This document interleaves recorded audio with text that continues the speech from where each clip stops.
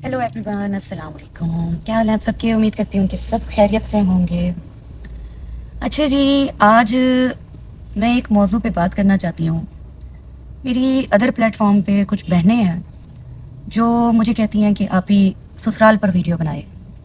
ससुराल ऐसा क्यों होता है, ससुराल वैसा क्यों होता है। मैं काफ़ी दिन से सोच रही थी कि मैं वीडियो बनाऊँ, लेकिन फिर मैं रुक गई कि यार मैं क्या वीडियो बनाऊँ, क्या एक्सपीरियंस दूँ उनको अपनी लाइफ का, जो अपने ससुराल के बारे में इस तरह बोल रही हैं। तो मैं उनको अपनी लाइफ का क्या एक्सपीरियंस दूँ कि ससुराल जो है ऐसे क्यों होते हैं तो ससुराल वैसे क्यों होते हैं। तो सबसे पहली बात मैं आप लोगों से ये करूँगी कि ससुराल ना एक ऐसी कैद है, एक ऐसी जेल है जहाँ से आपकी रिहाई जो है ना वो मौत के बाद ही है।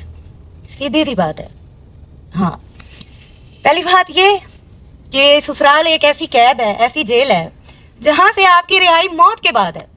आप वहाँ से रिहा नहीं हो सकते। और दूसरी बात ये, मेरी बहन, ससुराल अच्छे भी होते हैं, ससुराल बुरे भी होते हैं। अल्लाह माफ़ करे, अल्लाह ना दिखाए, मैंने नहीं देखे बहुत बुरे ससुराल। लेकिन इतना ज़रूर कहूँगी कि ससुराल ससुराल ही होता है। जितना मर्जी आप सोने के बन के खड़े हो जाओ ना, ससुराल ससुराल ही होता है। अगर आपने अपनी जिम्मेदारियों में से, मतलब आप जिम्मेदारियां निभा रहे हो, आप कर रहे हो, सब कुछ कर रहे हो, लेकिन जता नहीं रहे हो आप। कुछ लोगों का होता है ना कि कुछ करके जता देना, और कुछ लोगों का होता है वो बस कर रहे हैं, जताते नहीं हैं। तो वैसे बेहतर से बेहतरीन होता है कि काम करके जता दिया जाए कि मैंने अभी ये काम किया है, मैंने अभी वो काम किया है, ताकि उनके नॉलेज में होनी चाहिए ये बात कि इसने ये काम किए हैं। ठीक है, बुरा मशवरा नहीं दूंगी आप लोगों को, मैं वही बताऊंगी। अच्छा जी, अगर उन जिम्मेदारियों में से कोई एक आध दिन आप स्किप कर जाते हो, आपकी तबीयत ख़राब हो गई, आप मरने वाले हो गए हो, जो मर्जी हो गया आपके साथ, आपने अगर ससुराल में एक दिन भी स्किप कर दिया है किसी काम में, किसी भी जिम्मेदारी में, तो आपसे ज़्यादा गैर जिम्मेदार बहू कोई भी नहीं है। ठीक है, ये मेरी बात याद रखिएगा आप लोग। तो खैर, हर इंसान, हर बहू, हर औरत शायद सड़ी भी है, इसी तरह हमारे ससुराल वाले जो हैं वो हमसे सड़े हुए होंगे, क्योंकि हम गैर जिम्मेदार हैं। माँ बाप ने हमें कुछ नहीं सिखाया, सारी ज़िंदगी भी वक्फ कर दी है इनके लिए, फिर भी जो है ना हम गैर जिम्मेदार हैं। इंसान अपनी ख्वाहिशात छोड़कर, अपने एहसासात, हर चीज़ छोड़ के अपने बच्चों के लिए, अपने शौहर के लिए, अपने ससुराल के लिए जी रहा होता है। लेकिन फिर भी जब एट द एंड आप किसी के लिए, अगर किसी को अप्रिशिएट नहीं कर सकते हो, ना करो, ज़रूरत भी नहीं है, घर है, करना है।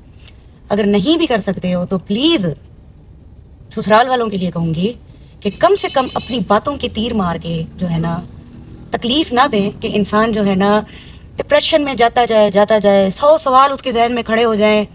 देखिए, अगर आपको कोई आप बात कर रहा होता है तो ये नहीं होता कि आपके दिमाग में कोई बात चल नहीं रही होती या आपके पास उनकी बात का जवाब नहीं होता। होता है जवाब, लेकिन चुप क्यों कर जाते हैं हम? क्योंकि हमने यहाँ पर वक्त गुजारना है, खुशी से भी गुजारना है, दुख के साथ भी गुजारना है। अगर मुंह मारी करके गुजारना है तो बेहतर है कि अगर कोई आपको आगे से कुछ कह रहा है तो आप चुप हो जाओ, बस सब्र। तो जी, नो डाउट बहुत अच्छा टाइम मैंने गुजारा है, लेकिन आप लोगों को सिर्फ इतना कहना चाहूँगी कि मेरी बहन हर चीज़ में शुक्र अदा किया करे। तो बातें बर्दाश्त करना, बातों को मतलब कंप्रोमाइज़ करना, तो कहा गया है ना शुरू से कि वो औरत का काम है। मर्द तो वैसे भी कंप्रोमाइज़ नहीं कर सकता, ये एक रियलिटी है। कंप्रोमाइज़ करना जो है ना वो एक औरत का काम है।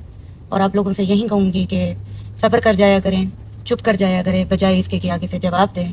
हाँ, गुस्सा ज़रूर आता है बंदे को, तकलीफ़ भी होती है। बंदा ये भी सोचता है कि भाई जो जब सवाल या जो बात इन्होंने हमें की है, आगे से हम इनको इनकी बात का जवाब दें, लेकिन नहीं दिया जा सकता। हुआ मेरे साथ कल इस तरह से हुआ कि कल का दिन जो है ना मैं अपनी रूटीन से थोड़ा सा हट गई। थोड़ी मेरी तबीयत ठीक नहीं थी, तो मैं नीचे आई तो मुझे काफ़ी कुछ सुनने को मिला, बहुत कुछ। अब मैं यहाँ पर शेयर तो नहीं करूँगी। खैर, फिर उसके बाद मैंने ज़ोहर की जब अज़ान हुई, मैंने नमाज़ पढ़ी, तो मैंने अल्लाह से अपने लिए सिर्फ सब्र मांगा। और उस मुसल्ले पे बैठ के भी मैं बैठी हुई थी तो मेरे कानों तक मेरे ही खिलाफ बातें आ रही थी। तो मैं सिर्फ अल्लाह से यही कह रही थी कि या अल्लाह मुझे सिर्फ सब्र दे कि मैं इनकी बातों को सह सकूं। तो उसके बाद फिर जो है ना, फिर ऐसे टाइम गुजरा, असर हो गई। फिर असर की नमाज़ पढ़ते हुए मेरी आंखों से आंसू गिर रहे, और मैं अपने आप को यही कह रही हूँ और अल्लाह से यही दुआ कर रही हूँ कि या अल्लाह मुझे सब्र दे। میری بہن زندگی گزارنی ہے، اگر آپ لوگ اپنے رشتوں کے ساتھ لائل ہیں، اپنے شوہر کے ساتھ، اپنے بچوں کے ساتھ. کچھ عورتیں ہوتی بھی ہیں جو آگے سے جواب دیتی ہیں کہ بھئی ہم کیوں برداشت کریں. ایسے بھی نہیں ہونا چاہیے. ہوتا ہے، بالکل ہوتا ہے کہ بھئی ہم کیوں برداشت کریں. مجھے یاد پڑتا ہے کہ میرے ماں باپ مجھے ڈانٹتے نہیں تھے میرے غصے کی وجہ سے، میری باتوں کی وجہ سے، کہ اگر ہم نے اس کو کچھ کہہ دیا تو اس نے پتہ نہیں کیا سے کیا کر دینا ہے. ایک بار مجھے یاد پڑتا ہے کہ میری امی نے مجھے بہت ڈانٹا تھا، بہت ڈانٹا تھا.